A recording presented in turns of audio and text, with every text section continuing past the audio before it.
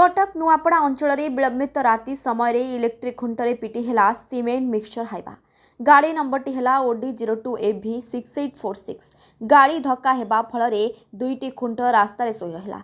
Line कटिजा नहीं स्थानीय लोके गाड़ी ड्राइवर उपर असंतोष प्रकाश करने समय अंधार राति आउ एक दुर्घटना जो सूचना मिली। भाई जनक पेशार राजमिस्त्री काम करथिबा बेले से कटक रे घर भड़ा नहीं रही निज पेट पोषंती।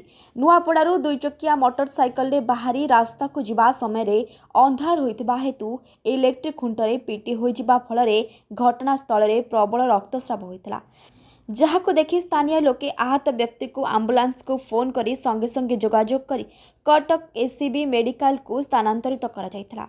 दुई जनक गाड़ी मधुपाटना थाना को जाइथिला। स्थानीय लोकमानंक कहिबा अनुसार राति हेले पूरा बेपरुआ भावे बड़ गाड़ी गुड़िक क्षिप्र गति जीवा आसिबा करुछंती।